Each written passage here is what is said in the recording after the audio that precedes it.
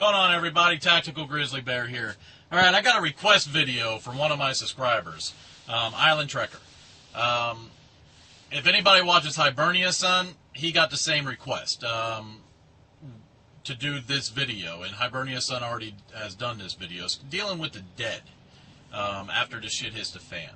Now, the reason why Island Trekker asked both of us to do it is because it's different people, different opinions.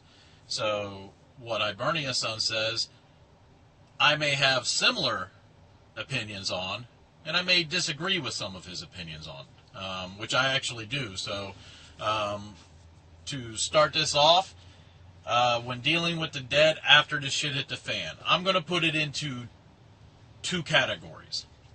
Individuals that you know, friends, family, people in your community. Individuals that you don't know, marauders, bad people, some old guy that you just find in the woods, all right? And mass death, all right? Individuals and mass death, all right? So let's start with individuals, all right, because that's the easy part, all right? Individuals that you know that are in your community, that are friends, family members, all right? People that you have some clue about, all right? When those people die, or if those people die, whatever may work, all right? You want to have some sort of tradition, all right? You want to have some sort of ceremony. Does it have to be a Catholic ceremony? No. Does it have to be a Christian ceremony? No. Does it have to be a Hindu ceremony? No. You can make up your own ceremony, but when someone that you know dies, it is good to respect that person, to remember that person, to talk about that person. So what I would do, and personally speaking in a community, is I would hold some sort of ceremony. I would dig a grave, or I'd have the community dig a grave. We would build a coffin or wrap the body in some sort of blanket or linens or something like that. We'd put them into the grave. We'd cover it with dirt. We'd put a marker down, whether it be a rock with a name inscribed into it and something nice said, or a wooden cross or whatever it may be, okay? And then someone who knows that person says a few words about that person, nice words, whatever it may be, maybe even reading some scripture from the Bible or whatever religious context that you have at the time, and respecting the person who died, respecting the family members who may still be alive, the friends who still may be alive. That right there is going to keep people from resenting you. I mean, if you're the leader, whatever it may be, okay? If you're not the leader, this still can be brought up to the leader. Listen, if you just leave that body there, people are going to resent you. All right, so for your community, it is good to hold this kind of ceremony when people die. All right. Now, for individuals that you don't know, for marauders, say marauders attack and you kill a few of them, what do you do with their bodies? Well, personally speaking, these people tried to hurt my community. All right. I may put it up for a vote. Do you elect that we bury them?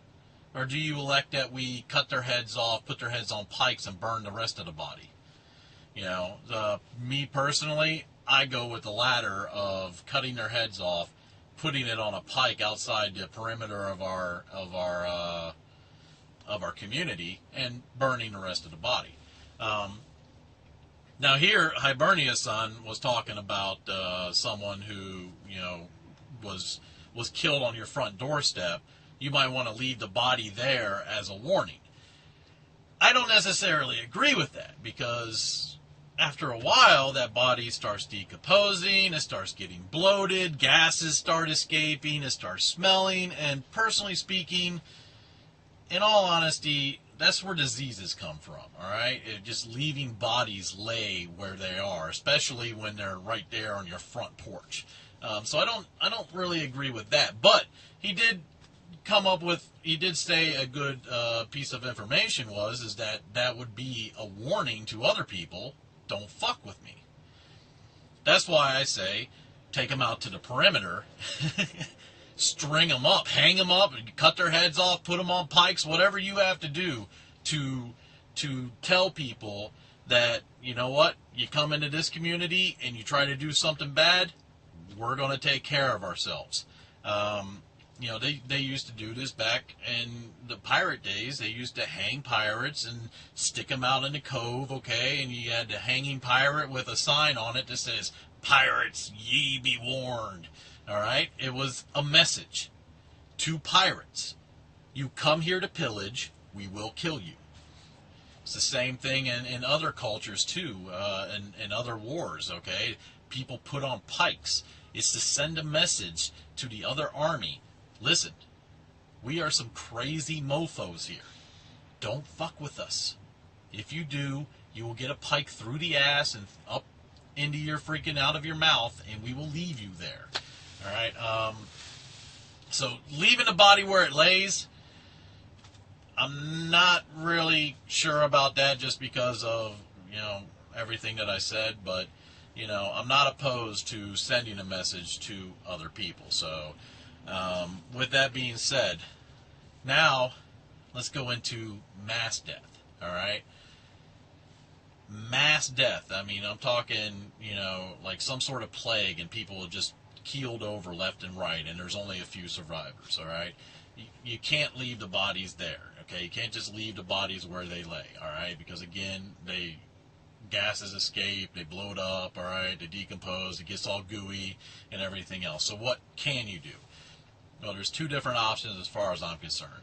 You either burn the bodies or you dig a mass grave and bury the bodies. Hiberniason came up with a great piece of information on that, too, is that if you do that, if you're burying bodies and stuff like that, especially a mass grave, you seriously want to consider where your water supply is in conjunction with where you're burying these people. You do not want their decaying bodies and their excrement and freaking bodily fluids and everything else to contaminate the water source that you drink from, that you get your water from. So you need to make sure that is separated by, you know, I'm not an expert, but I would say at least a quarter mile to a half a mile away from any water source. And possibly even totally outside of your community or whatever. So with the mass grave, I mean, you know, it's a lot easier if, you know, the shit is to fan and heavy equipment still works. All right, it's not an EMP or anything that shuts down the grid or shuts down the electricity. You still have fuel.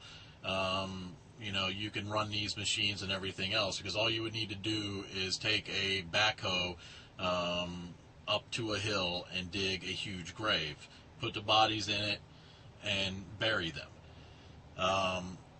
If that isn't available, digging a mass grave is going to take a long time. So my suggestion is just to pile them up and burn them. I'm pretty sure a lot of people out here watch The Walking Dead. The Walking Dead actually tackled this whole topic quite a few times, where you actually, I mean, it's pretty good information and pretty good acting as far as I'm concerned, as far as the way people would act. They got attacked on the farm, like I think it was the second season or third season, and there was a bunch of zombie bodies, and there were a few bodies that were part of their little community. Now, some people in that community started stacking people that they knew on top of the zombies, ready to burn them. And Glenn, the Korean dude, was literally got upset. He was like, "No, what are you doing? These are our people. They do not belong here. We bury our own. We hold a ceremony." So, you know, that's kind of where I get this context from, is I believe definitely people that you know, you hold a ceremony. People that you don't know, listen, bury them, burn them, all right, but don't worry about all the ceremony and tradition with the actual burial or anything else, all right? So there are my opinions on the subject. Anybody else have any other opinions that they can think of? Again, one of the main things, again, community. You can't just be a dictator.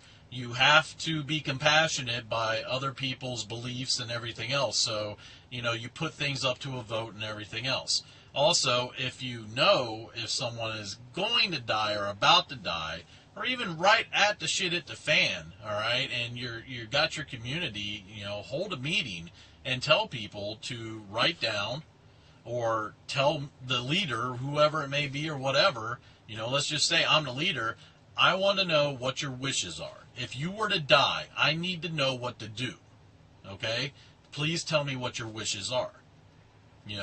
Do you wish to be buried with everything on? Do you wish to be put into, a sundress or put, freaking, a certain hat on or be buried with your dog or whatever, I mean, you need to know these wishes because this will keep people in your community happy because they know that you're respecting their wishes. You're respecting the dead's wishes. That means that you respect their wishes when their time comes.